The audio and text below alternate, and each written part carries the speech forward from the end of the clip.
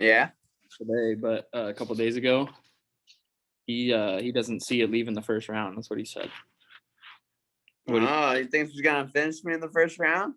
He didn't exactly say. He just said he doesn't see it going past like one round. Okay. I mean, coming all that way for like five minutes. I don't know, but the stash is looking good. So he said he doesn't see it leaving the first round, but he didn't say that he thinks he's going to finish me in the first round then? Yeah, he just said he sees it as a one round kind of bout, I guess.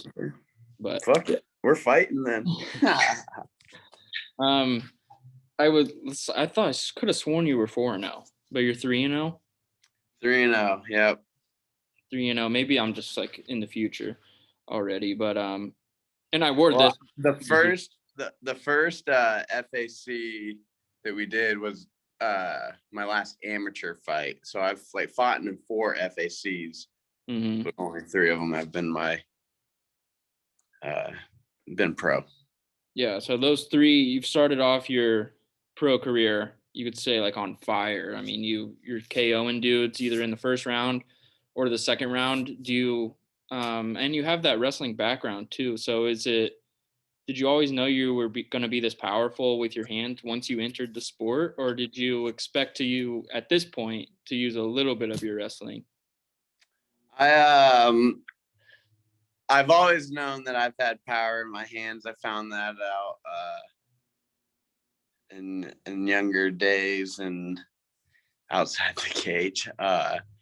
But you know, I've always felt like fighting was a better fit for my athletic abilities than wrestling was. Like, I always loved wrestling, and wrestling was very organic for me. I loved it growing up and stuff, but I always felt like I would be better at fighting than I would be at wrestling. I had a higher ceiling in fighting. After college, you knew that this was the career path you wanted to take? College, like post-college, was a little bit weird because at that point I was pretty sick of training. I was pretty sick of cutting weight. And I wanted to go make money and do all that stuff. Like, I graduated with like a business degree and all this stuff, and so it just took me a little bit. But like, if you would have talked to me in junior high school, even early days of college, I would have been like, man, I'm gonna fight. There's a little weird time period there where I thought I wanted to do other things, but I got to try out those other things and found out that I like the training lifestyle a lot better. So yeah, you're a firefighter. I didn't know that. So that's yes, sir. Okay, CFD. You're like are you a better looking firefighter / fighter than Steve? Better looking? I think depends on who you ask. I'd say I'd edge him out a little bit in the looks. That's good. He's a lot. I wouldn't say that to his face. He's a lot bigger than me. Smart. But this fight's at 70, right? Welterweight. Do you see yourself being a welterweight for a long time? Do you see yourself maybe fluctuating, or this is your division? If they keep the weight classes the way they are, I'm gonna stay at welterweight. If they ever make a 165-pound weight class, I'm game for that. Okay. So this will be your second time, I believe, on UFC Fight Pass. Is that correct? I believe third time. Third time. My mistake. This will be your third time. What does it feel like to be displayed to a potential worldwide audience on UFC Fight Pass? Oh man, it's cool. I love it. I know that we have. I don't know about Dana White and stuff, but I know like the UFC matchmakers have at least watched 1 or 2 of my fights that have been on there, because I know they have eyes on a couple other Glory guys. And so it's like, if they watch them, it's like if they're watching David Onama, it's like I'm fighting right before David. So I think they probably got to see me a little bit. And then also I think the last fight, they put my highlight on there, like top highlights of the month, UFC Fight Pass top highlights of the year, I think. Okay. And I knew they had it on there, and I checked it out a few weeks into the video, and it had like 800,000 views, which, you know, that's a lot of eyes. I mean, you know, you kind of get lost in the crowd a little bit in a highlight video, but it's like, man, 800,000 views is no joke. So Not a bad thing. No, not at all. uh-huh.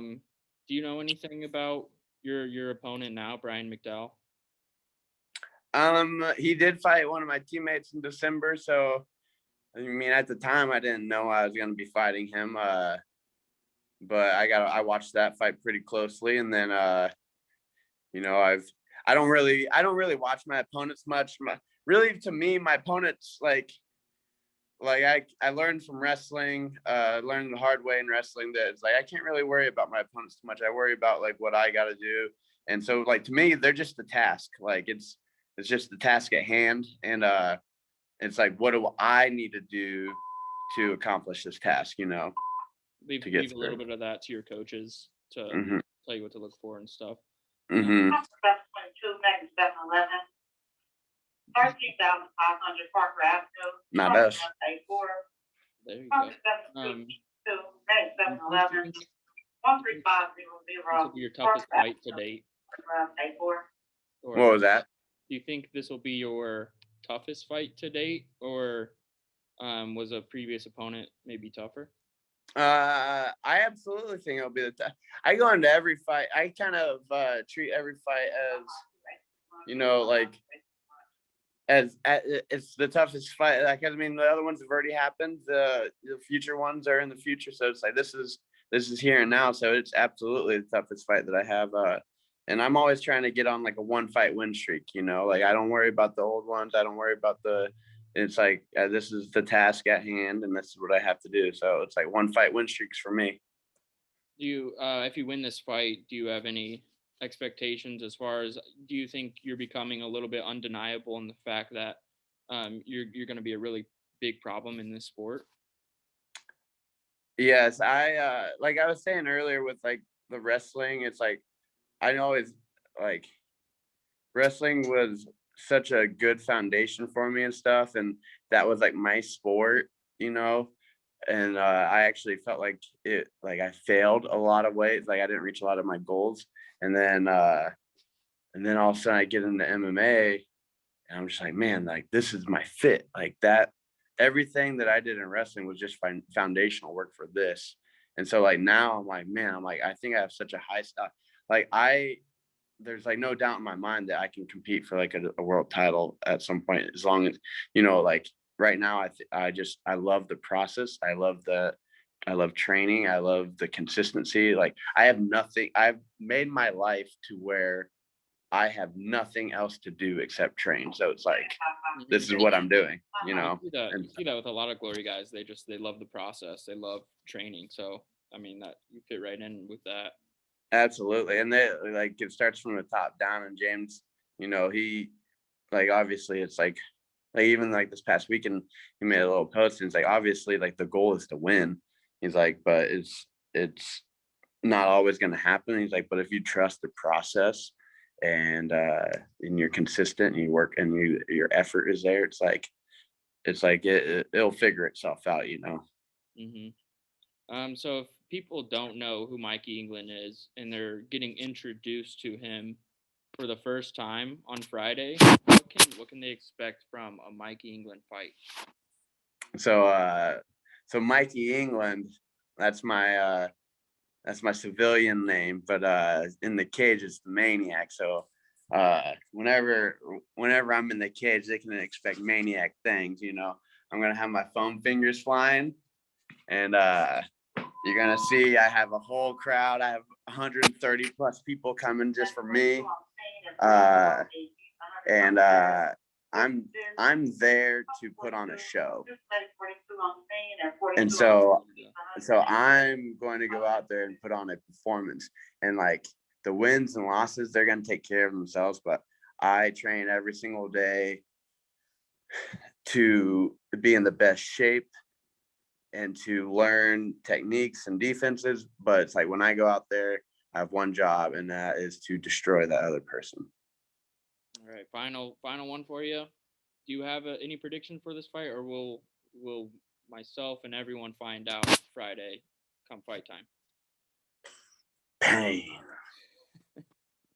No, I'm expecting a 15-minute war, and like this dude, he's tough, he's durable, he's won fights on being tough and durable. He's got danger factor to him. I've seen him finish several people and stuff. So I'm going in there, and